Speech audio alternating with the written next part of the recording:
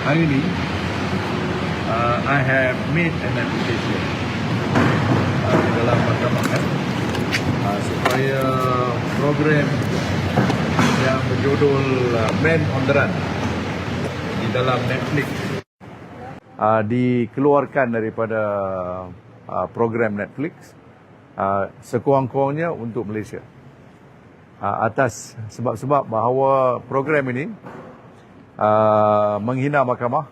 It is contemptuous, and also because it is contemptuous by way of being sub judice. Yeah. Now, why is it sub judice? I've already explained in detail in court. But among some of the reason is this, like for instance, the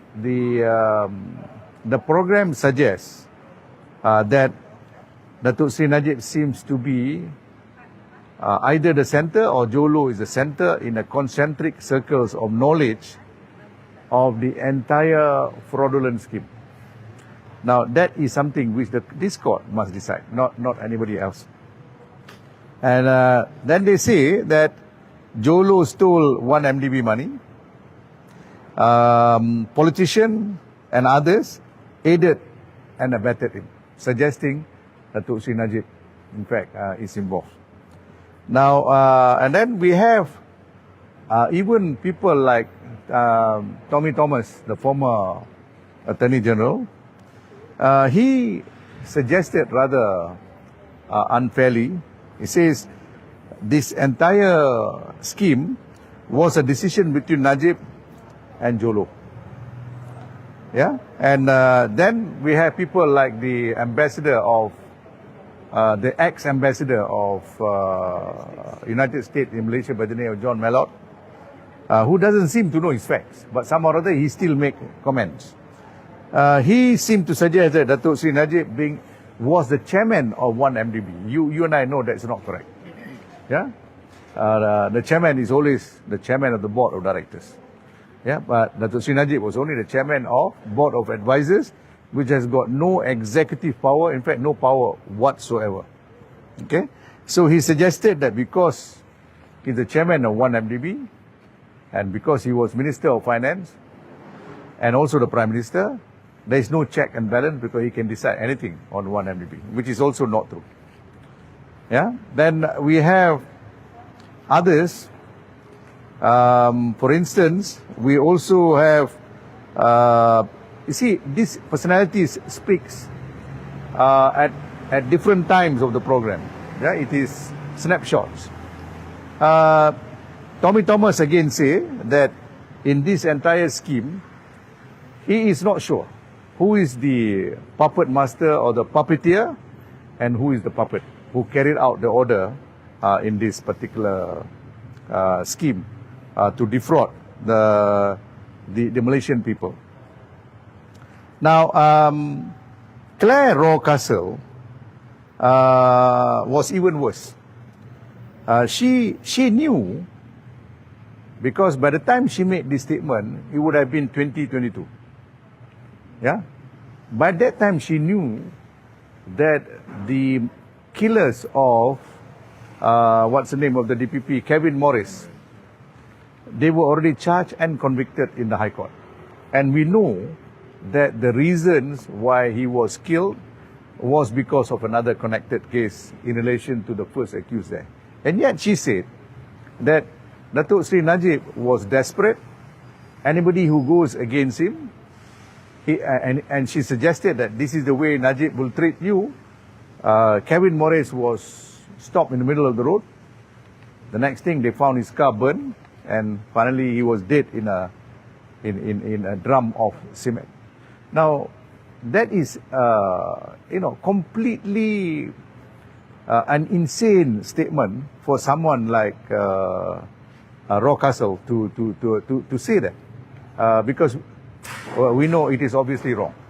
Now, you are reminded that Tommy Thomas seems to suggest, and the subject matter of another defamation suit which is ongoing, he seemed to suggest that our client may be involved in the Altantuya punya murder.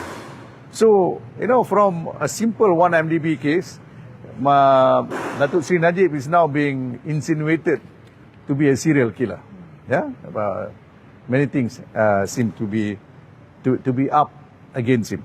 Yeah, and then it says that there is another character who's an American with the FBI by the name of Chuck O'Neill, who makes statement like the fraud in the 1MDB seem to have transpired because it is a collaboration of Jolo and Datuk Seri Najib as the Prime Minister. And he says to what happened was, dia kata fraud, yes, the fraud was because of collaboration, ni perkataan dia, between Jolo and Datuk Seri Najib sebagai Perdana Menteri. And dia kata to funnel money out of 1MDB. Yang ni perkataan daripada Chuck O'Neill ni ialah salah satu daripada dua FBI agent or CIA agent that came here. Mereka berada di sini dan they assisted kita punya MACC, umpamanya the MACC punya chief Tan Sri Kasim and so on. Yeah. And then there are various other things, like for instance dia orang katakan Tan Sri Gani kena tangkap, rumah dia pun dicerobohi oleh pihak polis atau MACC, but kita tahu benda ni semua tak berlaku langsung, ya. So it is not true. And some other suggestion, like for instance umpamanya dia katakan Datuk Seri Najib adalah orang yang ditempatkan di atas sebagai ikon di atas satu institusi yang sudah sedia korup. Jadi Datuk Seri Najib lah yang menjadi pengulu dalam establishment yang sedemikian. So we know it is all not correct.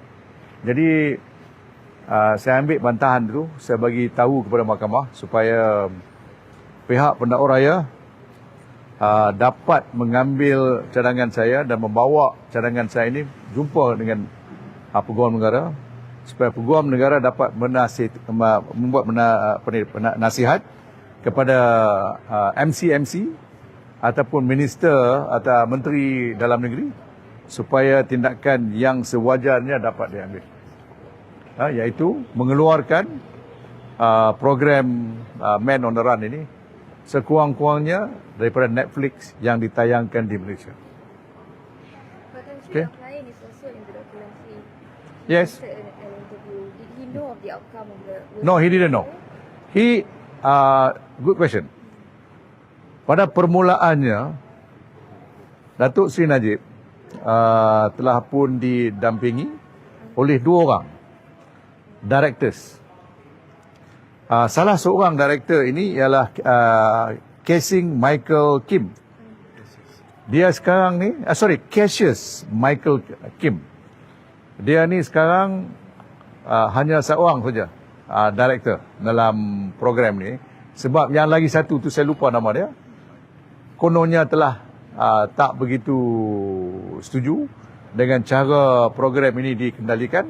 Beliau telah meninggalkan program tersebut. Sorry? Datuk Seri Najib dah tengok belum tadi tu? No, he is in the prison. Mana nak tengok? Tak dapat tengok. Because it's a 2 hours program and he doesn't have that privilege. Jadi he was misled. Ya, dia diberitahu bahawa program ini hanyalah berkenaan dengan Jolo, nothing to do with him. Jadi kita nampak sangatlah typical American program. They will mislead you, cerita yang tak betul. Tetapi apa yang Datuk Seri Najib bercakap dalam program itu semuanya 100% benar. I perhati, tengok program tu, apa yang Datuk Seri Najib kata, kita boleh justify. Okay? Jadi beliau, there was a misleading statement by them. But the other interviewers like Tony Hua and I think current Prime Minister also. Ya, current Prime Minister ada statement-statement yang dia buat yang agak tak menyenangkan. Sebab tanpa bukti-bukti. Dan kes ini sedang berjalan. So you must not make statement lah. Similarly, Tony Pua as expected. You know, every time Tony Pua say something, there's a lot of reaction against it. People just do not like to hear his voice. Tetapi Tony Pua was not was not fair, tak adil dalam dia punya statement. Umpamanya dia hampir-hampir mencaci Datin Sri Rosmah sebagai seorang narsisistik dan sebagainya, sebagai korup dan sebagainya. So jadi this sort of statement cannot be accommodated sebab kes ni masih lagi berjalan. We haven't even closed the prosecution case. Jadi kalau Izham Jalil statement, such a simple statement, you want to take him to court for contempt, what about this? This is ridiculous. Jadi kita telah pun membuat keputusan berdasarkan arahan daripada anak guam. Besar kemungkinan kita akan ambil tindakan terhadap Tommy Thomas satu, Claire Rocastle lagi satu. Dua orang ni saya hampir-hampir pasti tindakan akan diambil. Sama ada contempt in the case of Rocastle sebab dia suggest yang Datuk Seri Najib terlibat dalam pembunuhan Kevin Morris is a complete contempt by itself. Is a complete defamation apart from it being a contempt. Tapi Tan Sri, why did you bring it up now? Because the documentary was already screened in cinema last year, kan, in October. Did you only get to know about it recently? Yeah, because it is Netflix. Because you know why they went into Netflix? Nobody go to the cinema to see a documentary. It's very boring, kan? Jadi nobody siapa pun tak begitu masuk di panggung wayang. Jadi dia orang ambil tindakan alternatif, masukkan dalam Netflix. Baru saya tahu. Now it's on everybody's house, Yeah. living room. Yeah. What about your contempt against the media that you said last Friday? It is being drafted. Okay. It is being drafted. Only selected media, not all. But we send the letter first. If they give me a good answer, we may not proceed. It depends.